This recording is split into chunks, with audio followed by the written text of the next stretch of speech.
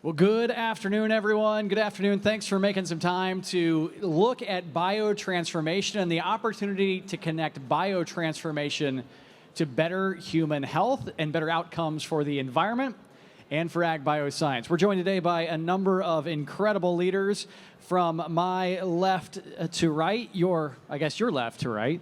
Aaron, if you would maybe introduce yourself and share what we're going to.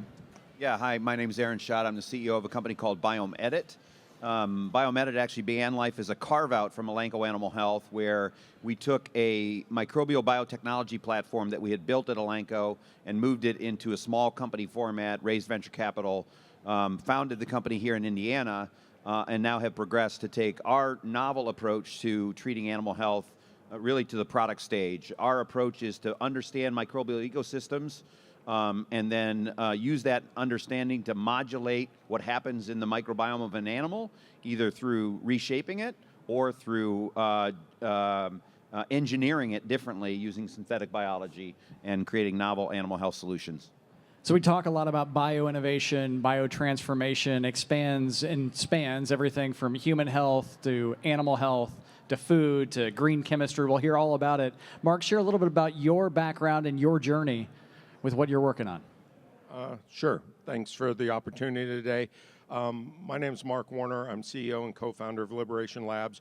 We're basically a biomanufacturing platform that's looking to service these biology industries. A lot of the companies that develop the technologies have core biology and science, not the manufacturing background. And it's, we like to look at what's happened in life sciences and pharmaceuticals. Those have been manufactured for decades. You really have developers of the core technology and manufacturers. That platform really hasn't come to industrial biotechnology yet, and we believe that platform is part of what's needed to really get those products out in a much larger way into industry. So glad you positioned this as a platform, Mark, because I think that's exactly the gap that exists in the ecosystem is how do we take ideas and how do we go from where they are to where they need to scale to meet intent wherever that application is, animal health, food, whatever it may be. And Genya, that's exactly what you and the team are doing at BioMade. Genya Dana. I am the Chief Strategy and Bioeconomic Development Officer at BioMade, and BioMade is a nonprofit organization that builds public-private partnerships specifically to support bioindustrial manufacturing here in the United States. And the way that we are set up is through federal government support. So if you think about manufacturing and innovation and bringing back the ability to create really critical materials here in the United States, Congress has definitely recognized that that is a priority and thus created a program where these different institutes in different sectors are stood up across the United States. BioMade uses biology to engineer things that go into your everyday products. Mark and Aaron will no doubt give many, many examples down into the technical level of what they're working on. But BioMade is here to support entities and industry members. And also, Mitch, as Agronovus, you are also a member of BioMade, to support the entire ecosystem, to really be able to grow bioindustrial manufacturing capabilities here in the United States. And we do that in three ways. If you think about it as a three-legged stool, the first is we bring resources, funds through to innovators in those public-private collaborations to develop and scale technologies. We bring resources and funds to build workforce development. That's the second leg. And the third leg is to bring resources to build steel in the ground, bioindustrial manufacturing facilities in a very specific space in the industry, the pilot scale, demo scale. That pilot scale, demo scale is one that I think all of us have had lots of conversation about. When you look at it today, we just heard from U.S. Senator Todd Young, who was here talking about the U.S. CHIPS and Science Act, the idea of how do we bring innovation back from overseas and bring it here to the States. Biotransformation, industrial biotech, as you called it, Mark, really a challenge today. If you had a flask scale concept, and Aaron, you've seen this both in human health and in animal health, and you want to scale it from flask to pilot to demo, the challenge is you're going to Europe or Asia. And what you and the team at BioMade, Genya, are doing is seeding the market with those early stage investments to bring that capital, to bring the infrastructure here to the States. And Mark, I want to come to you. You failed to mention perhaps the most transformational part of your journey, and that's a little company called Impossible that I think maybe a few folks here may be familiar with. You were chief engineer, if I remember that, chief engineering officer. Talk about the evolution that you've seen in this industrial biotech, biomanufacturing, and really the challenges that create those headwinds to go from idea to action. Oh, thank you. Yes, I was the chief engineering officer in the early days of scaling up Impossible's heme, but I was there only a short time, and I think there are lessons to be learned. First, most of their manufacturing has not been in the U.S. We had to scale it up internationally. This is something when I was at a White House listening session a couple years ago, I was asked, people ask, what are we going to do to keep our competitive edge? What makes us assume we have a competitive edge? Right now, I consulted for 7 years. If you came to me with that project, and I had a lot of clients that did, the first thing I would tell you is, you're not going to be able to do this in the U.S. See if I can get them all down. Mexico, Italy, India, Slovenia, Hungary, Germany, is that 7? We're 8th of this kind of capacity today.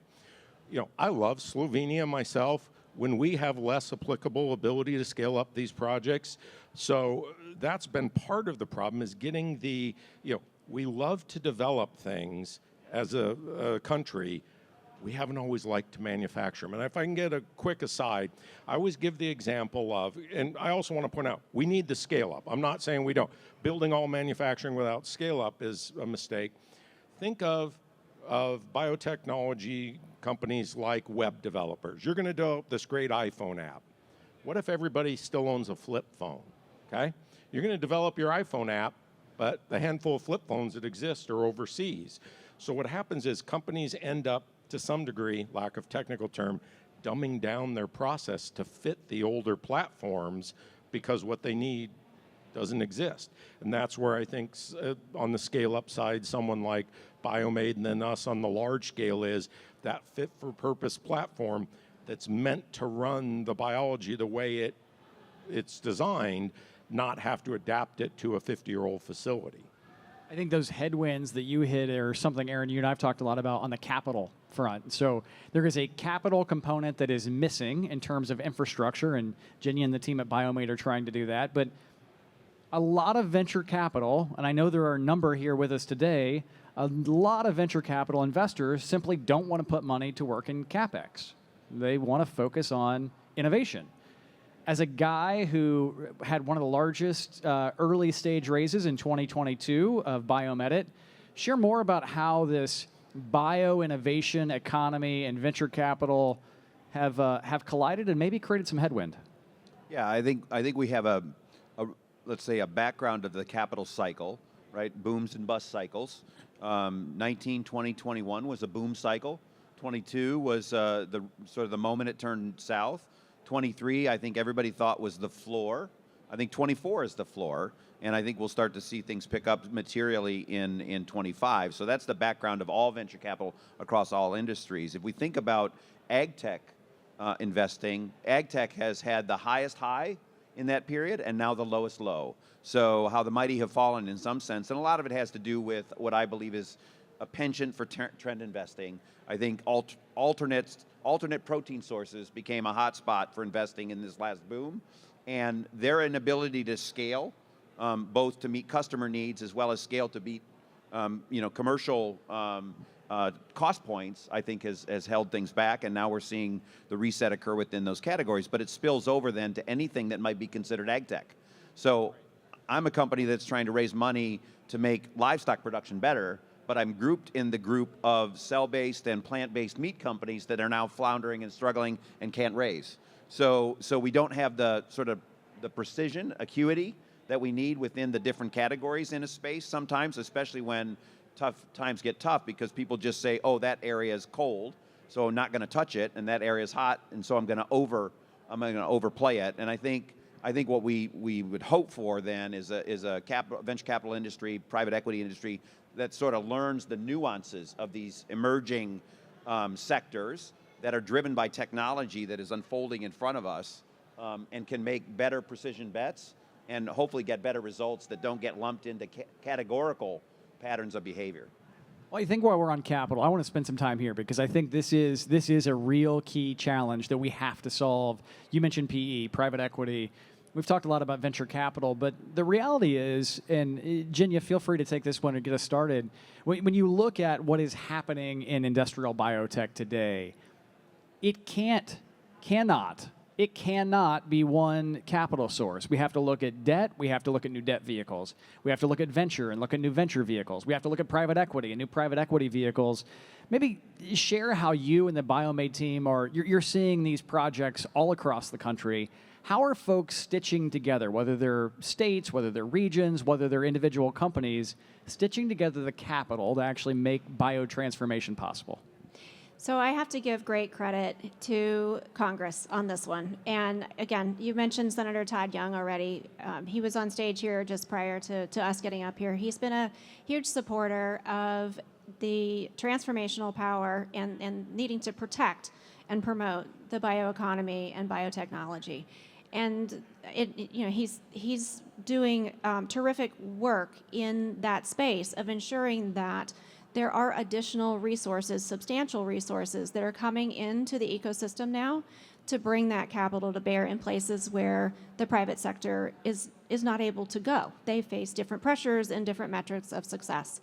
When it comes to infrastructure, so BioMade is a Department of Defense sponsored bioindustrial manufacturing innovation institute. These innovation institutes have all different manner of sponsors across the federal government. Some are Commerce sponsored, some are DOE sponsored, Department of Energy sponsored. Ours is Department of Defense. And we really came about, we were stood up in 2020 as a recognition by Congress, by policymakers, by our national security community, that the need to grow our bioeconomy and put it on stable economic footing was a critical national security need. In setting us up, then you have to put the money behind that mission. And we have seen that happen. And when it comes to infrastructure, steel in the ground, Mark, to your point about manufacturing, we're really good at doing the innovation and the R&D, and then it goes somewhere else. When it comes to manufacturing, this has been a key piece where we spent a lot of time with Congress, and in FY23 appropriations, we received the first $300 million of a $1.5 billion ask that BioMade has put together specifically to build a network of these scale-up facilities, manufacturing facilities here in the United States. The capital that's needed to build a $75 to $100 million pilot scale facility cannot come from private equity. They've said, we don't play in this space. This is not an ROI that works for us. We really look at the ability to bring federal dollars forward to start building these facilities and strategically placing them across the United States as the right choice for the United States, and a recognition of the challenges I think that both of you have articulated here that we face. So we have, thanks to Congress and huge champions like Senator Young, our first $300 million. We have every year successively gone back to say, in order to keep building this kind of infrastructure in the United States that you need for commercialization, it works great on a lab bench, not ready for big scale. We've got to do the scale up that you need to do here. We have to invest the capital here. So the federal monies come in a way that private capital cannot. And with those come cost share requirements. So when we think about manufacturing facilities, the first one that we announced that we were going to build was in the state of Minnesota. We're looking at 6 other states, including Indiana, for the next build of those. But in coming to states, we say we have the federal funding already on contract. What can you bring to the table? Again, recognizing this is the kind of money we're going to need for infrastructure. And the state of Minnesota appropriated up to $100 million to match our federal funds for the first facility in Minnesota. That is a model we are going to stitch together in other states. That could be from state appropriations, it could be philanthropic, it could be that some companies would want to put in into that capital stack. So we're bringing together the resources, but the big chunk in the de-risking here is coming from congressionally appropriated federal funds. Mark, thoughts on this blending the capital stack? You've done a great job on this. We have, but we've got some debt mechanisms, equipment finance, a USDA loan guarantee, equity. We're talking to other places, but kind of our challenge and the challenge of manufacturing, and if I could give just a little nuance on, I like to bifurcate the word manufacturing. Because when you say manufacturing, to me, manufacturing under DoD, for those of us who can geek out on TRL levels, generally most of these federal programs only go to TRL level 6, which isn't really manufacturing, even by DoD's definition. Manufacturing is making large-scale product to make a profit for sale, not for R&D. That's the no-man land we live in. Nobody wants to fund that. The venture capital people say we don't fund that. We'll put $200 million into this company for research, but we won't put a cent towards manufacturing their product. They point us to the infrastructure funds who say, great, we'd love to fund your second or third plant. When it's ready, come see us. And then even in the government, we've got all these programs with the word biomanufacturing, but we don't have one yet that can actually, we're trying to build a 600,000 liter facility in Richmond, Indiana that's roughly half complete today, just over half complete. And as of today, we haven't been able to qualify for a cent of federal money. We have a USDA loan guarantee that's dependent upon us closing a financing, because there's requirements, just like your house. You got to have your money down and all that. So they're all well-intentioned. I think the biggest thing I would like to see from a federal perspective is step back and see what makes sense. Don't just continue to tweak legacy programs that were built for biofuels or something else. They may have been the right program for that, but at times I don't think we step back and say, how is this going to work or not work? But also the sense of urgency of we're losing this race significantly now to Europe and Asia, and it's not getting any better. It's, every year it's gotten worse. Since the White House initiative came out in the last 2 years, I would argue our manufacturing competitiveness on biotechnology is worse than it was 2 years ago. We've made great progress at the front end, but on the back end, but it's going to be, a while. So. Aaron, we've spent quite a bit of time, you and I, on this national security connection. And I do want to get to the broader version of biotech and industrial biotech, but maybe share some thoughts here. You've done a lot of work here on the idea that industrial biotech, bioinnovation, biotransformation could play not just a and or an or role in terms of replacing products, but actually maybe an early warning system and a way to rapidly address challenges. Yeah, I think I'll render this in the context of how do we defend the food supply of the United States? Let's right, the nutrition requirements, the protein requirements, the energy requirements that we so much depend on, and it's all biology, right? It's you're growing crops, you're raising animals, you're creating ingredients, and what would happen, right, if there was some natural disaster or some bio threat, right, to the fundamental source of our food supply? How do we rapidly respond and get a solution to address that? So I'm in animal health, but what would happen if all of a sudden, let's say some hostile non-U.S. entity decided to try to infect our poultry population in the United States with some novel engineered disease? What would that do to our day-to-day? And our only response is to create a biological solution that counteracts the bioterror threat. Do we have the capacity to swarm our capabilities to respond to a situation like that, produce whatever solution it is at scale as rapidly as possible, right? And sort of manifest a proper organization of all the profit interests in that with the public safety and national defense interests. That I worry that we're not ready for that. We're not capable. I think the last test we had was COVID, and I think we saw a lot of random behavior resulting in less than ideal results. And if we translate that to a threat like this, I think it's maybe even more consequential. You look at capital, you look at threats, the ability to respond, this critical role that industrial biotech plays.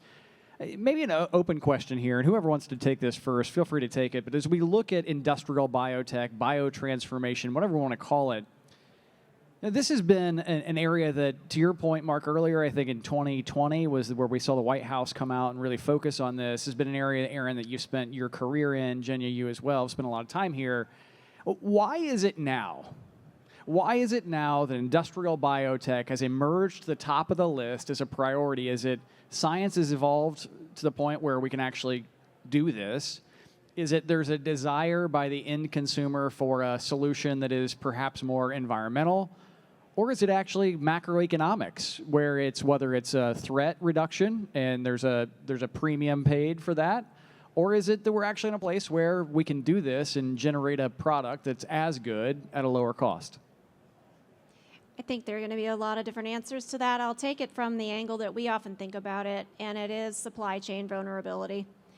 If you think about chemical production and where foundational materials come from that go into everyday products, you could equate this with critical materials or minerals that go into a lot of our everyday electronics. You could think about it from a semiconductor point of view. The realization from critical parts of our economy about where they get their foundational materials from has driven a recognition of the vulnerability that we face, and how do we address that vulnerability by being able to manufacture those things here in the U.S. with feedstocks and inputs that can be found within our borders. Yeah. The other thing I think I would add to that is I agree completely with the supply chain. I think we undersell the industry at times because we talk about replicating things. And that, I think of my Impossible days. They replicated a hamburger, which is great, but biotechnology can do so much more. Think of ag biologics. Think of all the chemicals, the fertilizers and things we put on today. Those can be replaced by biologics that take them out. And some of the things we're looking at making, infant formula components. Most infant formula components today come from cows because that's where they're available. They take milk, they take products like lactoferrin and other things. It gives a lot of issues with young children on having the ability to process them. We can make human equivalents by biotechnology, what they call human milk oligosaccharides, things like lactoferrin, but from a human equivalent source, not from a bovine source. So I think kind of the downside as we look at the industry is we don't often get people excited enough about what these products can really do. If all we're doing is replicating something in industry, I would argue we're underselling our capabilities. I think biology has evolved from a discovery paradigm to an engineering paradigm. And we still have discovery, but now we layer on top of it the ability to take the code, right, that we've created and imagine things that we don't see in nature, or alter nature in ways that can be both safe and beneficial because we have a proper understanding of sort of the hidden links between things because there's breakthrough understanding, and then you lay against that AI, generative AI, and the ability to innovate on that canvas in new ways, I think is unrivaled in our history. And so with that then becomes translating that into products that end up in some sort of supply chain. And so we got way more diverse inputs, way more precise inputs, and we just need to retrofit the manufacturing platform of our history, which was really scaling up things we discovered, to now matching, innovating, engineering the product while engineering the way we make the product as well, simultaneously. So let's spend some time on that, because I think that's a critical component in industrial biotech, is this idea of we know the how, or we have the concept for the how, but it can very quickly become a solution in search of a problem. And so how have you found, whether it as a startup, whether it's a scale-up, whether as an NGO, how are you finding the unlock? Where are you finding the unlock of this is the area we need to focus on? Because when you're a hammer, everything looks like a nail, and when you're biotech, it could literally do anything. I would say, I can say where the unlock is. I can't say we've done it yet. I mean, from our side, a lot of it's the commercial offtake. Who really wants to buy? A lot of the adoption has been driven over the last 10 years by what I'll call a sustainability push. trust us. All of us are very sustainability driven, but I think most of us have realized someone's not going to buy a product just for that reason. It's got to be cost efficient. It's got to have other reasons. The other thing I would say is, getting back to this supply chain where we talked about, that's a great buzzword we all threw out during COVID. When I was complaining, as we often do, about getting funding and things, I had someone send me, oh, it's not that different. You know, they told me, remember the amoxicillin, the little tablets you'd give my kids when they were small? There's one plant left in the US that makes it, and they've been struggling to stay alive. You know, think about that. That was one that was a little more, you know, it was 20, 30 years old. They were struggling to keep it alive. Everything else had moved overseas. You talk about supply chains. If, you know, think of not being able to give kids basic medicine. Now, that's not under our mission, but and I would say the biggest challenge I see in this industry is taking all this great science and technology and somehow making the application more applicable to the average person.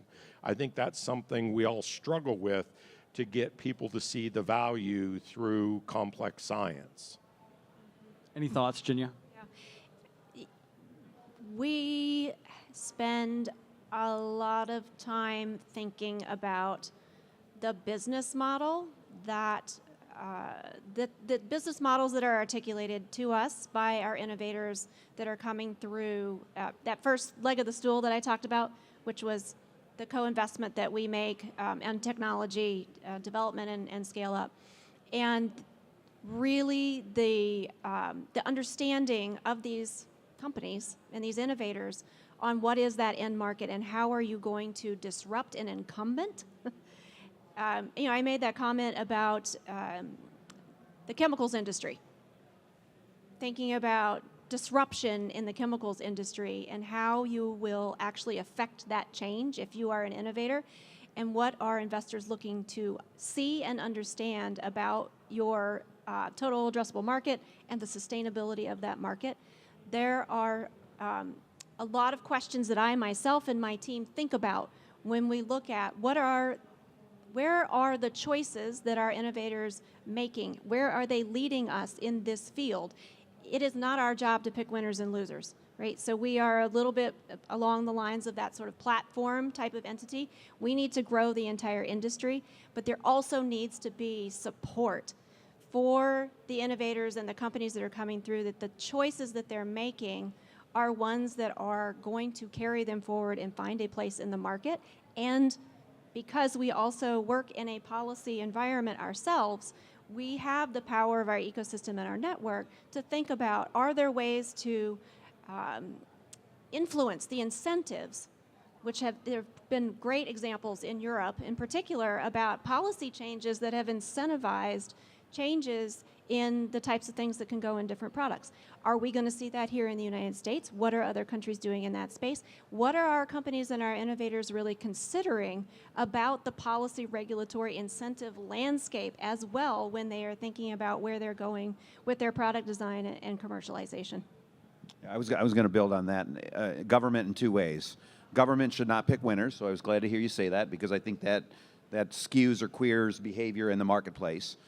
So you've addressed it already. The other one is the regulatory process, and I think particularly about the entrenched opinion that GMO, by definition, is a negative you have to prove the opposite of, as opposed to that's an unlock for next generation products. We know so much more about how to genetically modify, genetically edit, and I would interchange those words, by the way. I wouldn't say there's a good brand of gene modification and a bad brand. There's just an intelligent brand of it and an intelligent interpretation of the regulatory requirements that address scientifically any risk or concern that can be expressed. So while we've seen evolution there, we haven't seen transformation there in the regulatory opinion. And people ask me, when do I think it's going to change? It's when all the people who have that bias that says GMO is bad die and get replaced by the next generation of regulators who didn't grow up thinking that. You know, if I could add one thing that's interesting is, and I agree, in the incentive space, Europe has done very well. Ironically, Europe's not pro-GMO. So if you make an Impossible Burger, you may have to go to Europe to make it because the facility doesn't exist in the US, but you can't sell it there. So most of these companies are having to go to Europe to manufacture because it's where the facilities are. But in the end, while Europe has gotten some of the funding right, from the perspective of now they can make products they can't sell. So it's tough. A lot of different countries have come at it different ways, and people have gotten pieces right, but it's definitely a complex mixture. Still lots of opportunity for leadership, no doubt. And I think as you just hit that market, it's perfect.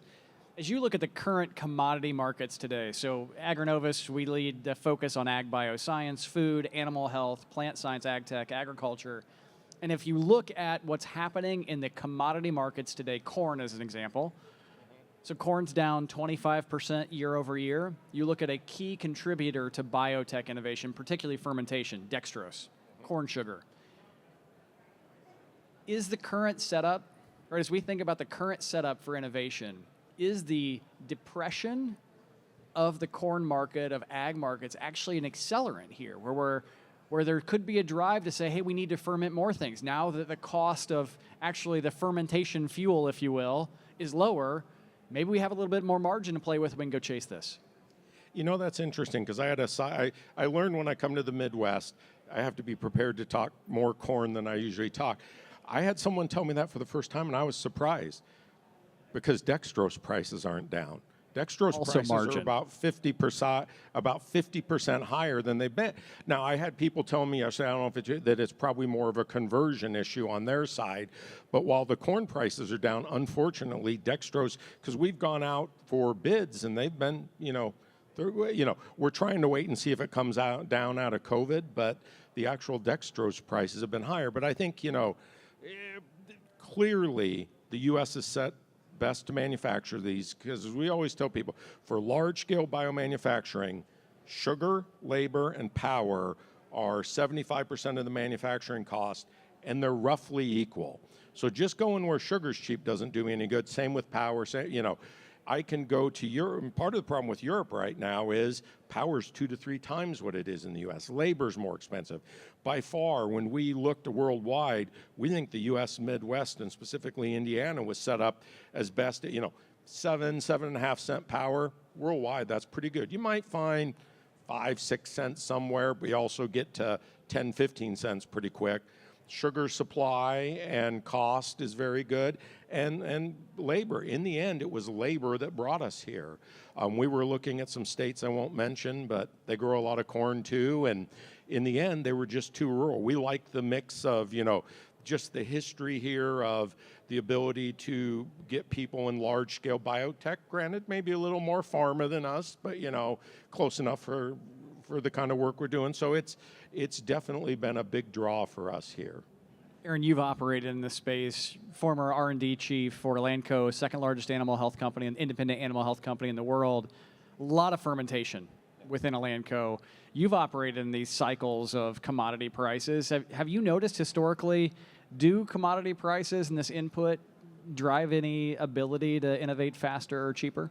I think it probably has a lagging effect, and one you got to pay attention to. And because in Elanco, I think, if I remember correct, this was a factoid when I was there, outside of Coors, nobody ferments more than Elanco does in making antibiotics and other products. So in the continental United States, I don't think Alaska, Hawaii fit in. So all of the United States probably, right?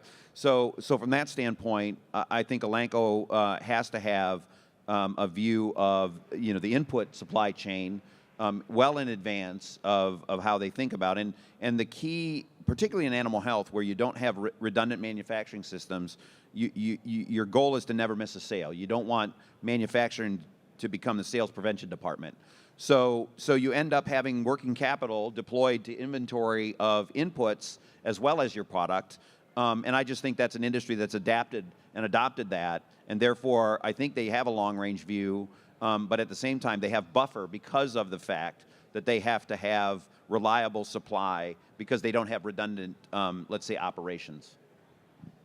Maybe one quick round of questions, and we'll open up to the audience. We've got a couple minutes left here.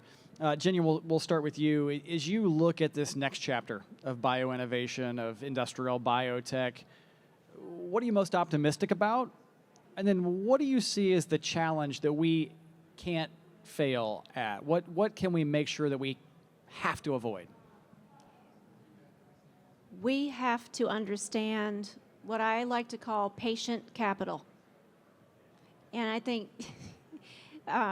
both of you have pointed out the fact that our attention spans don't necessarily match up with the time frames and the commitment of resources that are necessary to vault us back over Slovenia and those other countries.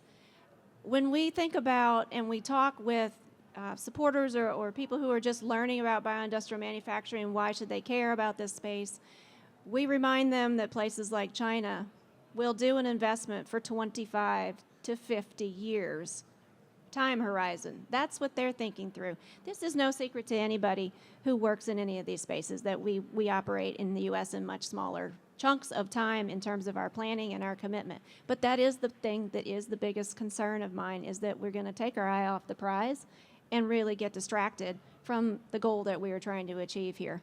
What makes me optimistic is actually something I don't think has come up with either of our examples of the work that we do, but some of our members are working in spaces that are really, really cool from a technology point of view, and I like to think of this as taking things like waste gases, CO2, methane, that are byproducts of other heavy manufacturing industries, and they are able to turn those into really interesting and useful products. And so there's a whole chunk of technology and activity in this space that, with all due respect to the agricultural economies, there are huge, huge economies in other places that have byproducts that are also really, really important to utilize.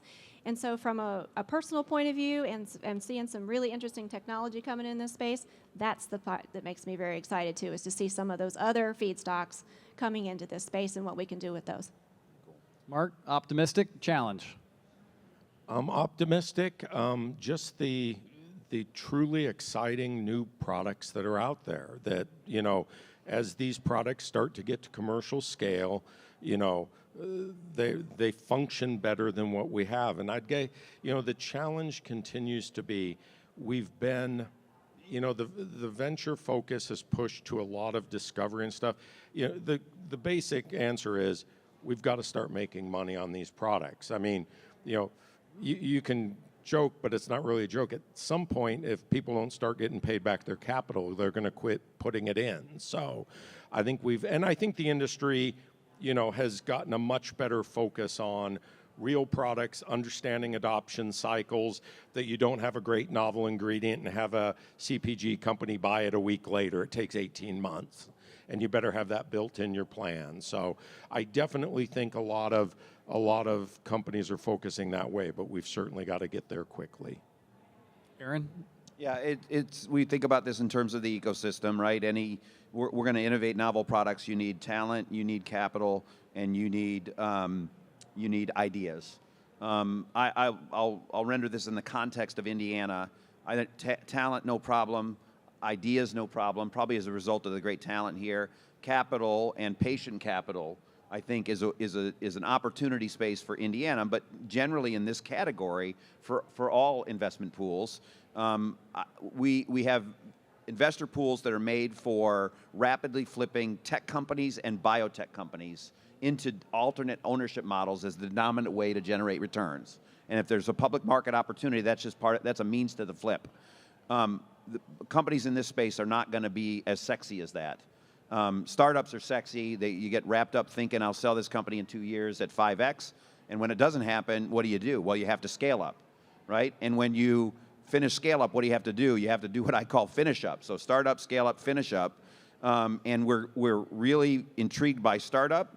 We're sort of complicated on the scale up side because nobody pays attention to it in the U.S. And that actually defers our gratification on the finish-up side, right? Because of the attention span drifting and the inability to leverage capacity locally to get you to that last phase. So if we can correct those two things, right, then maybe we have a shot. Well said. Questions for the panel? Just a couple more minutes left.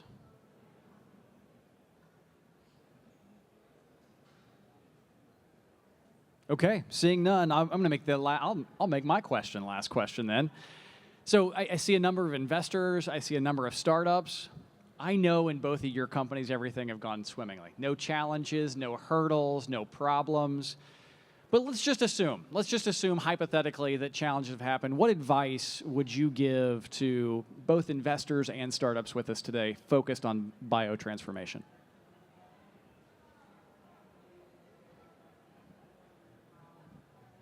Aaron looks contemplative. No, you said to investors that while it may not be 10x return, the returns are pretty good. That's where when we talk these models, when people have looked at us, it's, you can certainly get to a 10x, but you can, because again, I agree with, the takeaway from here will be his quote of, it's not, manufacturing isn't that sexy, but it can make very good returns well up, and especially in these novel areas, well up and above standard returns. So it's this, getting back to thinking of the business model and worried, I kind of joke, in fact, I think I told you this yesterday, talking to all the different funding sources, they all have their thesis, and it's like trying to piece 50, you think of 3 circles that overlap, think of 30 different disjointed, we only invest up to this series, but only if we can lead, or this, and that, and you'll literally, but then you have to piece a dozen of these different ones together. So at times, I think, while I agree with focus, we need it on our side, I think we need to look the forest through the trees at times on the investing side. Investors, startups, what's the advice? Yeah, my advice is that there's probably 2 decisions that a startup has to wrestle with that if they get good at it, they'll succeed. My dad used to say to me, Aaron, you're going to have problems. Have the problems you want. So choosing the problems you want is a skill set and a survival skill. The second is, well, the only way to then manifest your vision is to be really good at problem solving. So good at picking the problem you want and hire and populate the ranks of your company with really good, really undauntable problem solvers. Yeah. And where we want to be in this space is providing another source of capital. And that really, in our conversations with the investor community and the ecosystem that we're building, we want to be able to position ourselves as being an entity that can not only de-risk some of the investments that they've made at the earlier stage, we can also de-risk by bringing in larger partners that would be those offtake partners that are so critical. And we want to be able to bring additional financial players to the table that may not normally be there. We had at our member meeting the chair of the U.S. Import-Export Bank, for example. And when we think about what their job is, this is just an example of other actors that we want to be able to bring to the table. What their job is to be able to come in and provide that de-risking or further assurance for the investor community that we've got them at the next stage, or we can fill gaps because we have different criteria and ROI metrics. So what BioMade wants to do in this space as well is be a different actor in stitching that puzzle together of the resources that are needed to grow this industry. Biotransformation holds tremendous opportunity, whether it be in plants, animals, human health, food, agriculture. Each of you have contributed significantly to Indiana. Thank you for choosing Indiana. Thank you for being here today. How about a round of applause for our panel? And we look forward to seeing you all real soon.